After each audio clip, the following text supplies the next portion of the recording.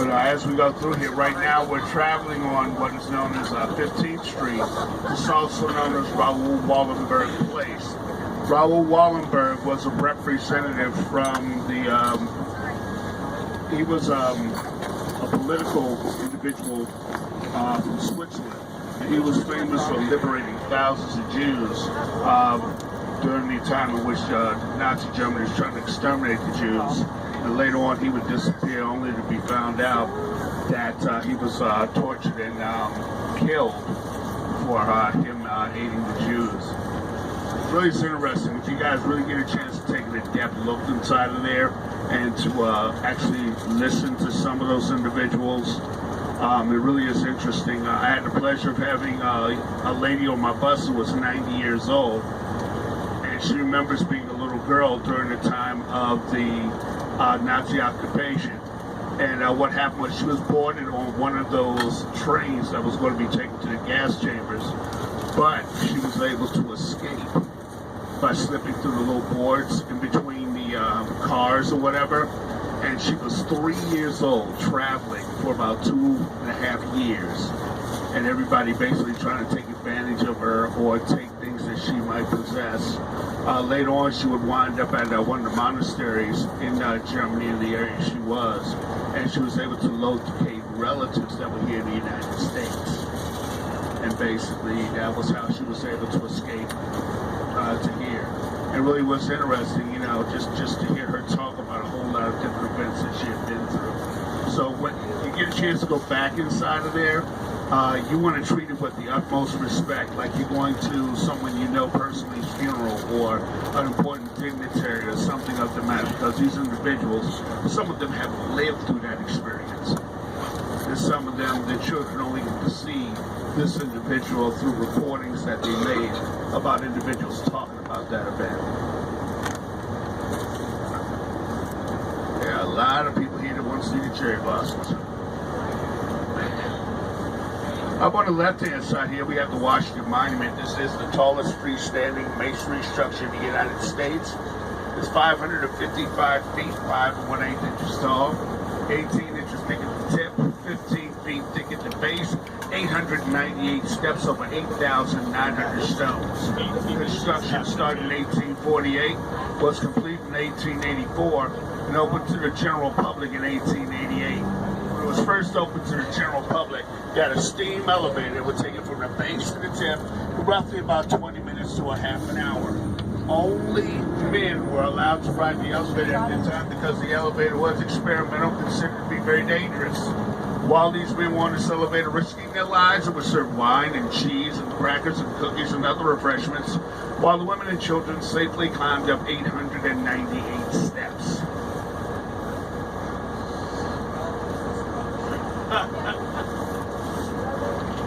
I'm not going there. Because, I'm not going to get into it. Because the Washington Monument also is designed to sway 1/8 of an inch during heavy winds here in Washington, D.C. Because it was built to stay rigid, the winds would actually be able to blow it down. It is believed that the ground, because it's so soft and because of the rains and other weather that comes through here, that the Washington Monument is actually sinking.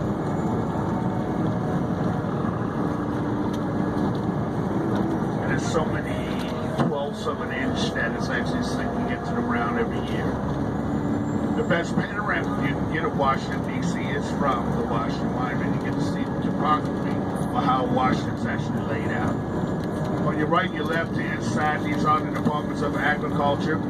This is where every farm in the United States has at least 2 representatives in one of these 2 buildings that represent them for the United States. On your left-hand side, the Freedom Gallery. It features Asian artworks done by various impressionists, from sculptures to paintings. And next is the Arthur Sackler Gallery, featuring Japanese artworks, even works done in porcelain and other different art mediums. Now, across from that is the African Arts Museum, and both of these buildings look small on the left-hand side, but they were designed this way as not to block the view of the Smithsonian Castle in the background. That's the first of the Smithsonian buildings here in in Washington, D.C. The two buildings I just talked to you about, they go some 3 stories underground and open into areas where you would see displayed artwork. The Smithsonian Castle is where you find the mortal remains of James Smithson, who was an Englishman who donated $550,000 to the United States for the infusion of knowledge. We got this money. We have no idea who this individual was, but later on we found that he was a wealthy philanthropist. He was also the illegitimate son of one of the kings of England. And what happened was he had amassed a small fortune. He had stated in his will that he would donate his money or give his money to bequeath it to his male heir, but he never got married, he never had any children. So second in that will was to give it to the United States.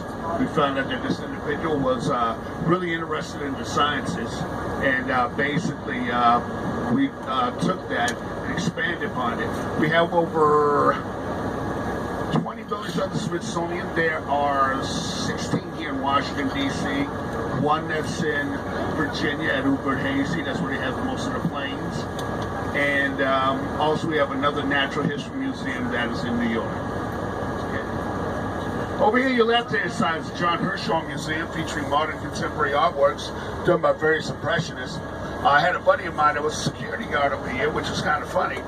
They had a guy that had robbed the Washington Bank, which is just on the other side on Pennsylvania Avenue, and he ran into this building, but you know, it's kind of silly because the building just one great big circle. So when he ran in one end, cops ran the other, and that's how it was captured. Yes.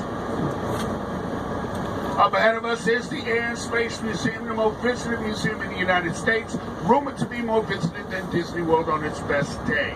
Inside, you'll probably find the Wright brothers plane, the plane they flew in Kitty Hawk, North Carolina. You also find inside of there a moon rock. You can go there and you can see the Apollo 11 capsule inside of there, and also the Spirit of St. Louis, which made the Trans-American flight to France. And you can go inside. It really is nice inside of there. They have flight simulators inside there, to which you can go inside, and I don't know what the fee is, but you go inside and pay for that, and it'll give you the feeling as though you're flying inside the museum through optics and through holograms. And we're going to make a left-hand turn. We're going to go down 7th Street, 7 blocks from the United States Capitol building. If we were to continue straight ahead and go straight up Independence, we're not allowed to do that because of events that took place in 9/11.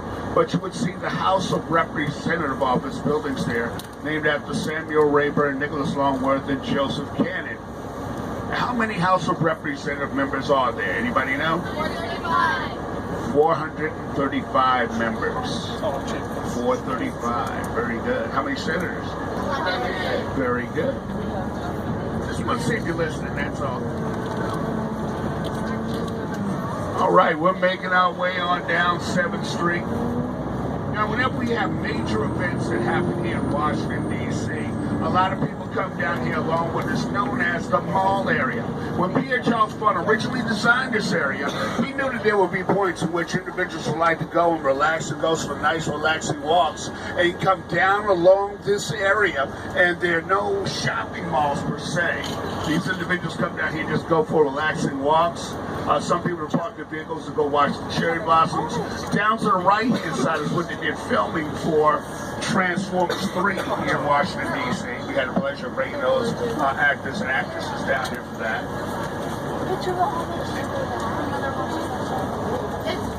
And of course, the Million Man March happened down through here. Stevie Wonder and a host of other individuals are down here on the west side of the Capitol trying to get Martin Luther King Jr.'s holiday off to a start. And this was the spot in which Ronald Reagan was the one that changed the swearing-in ceremony for the President of the United States.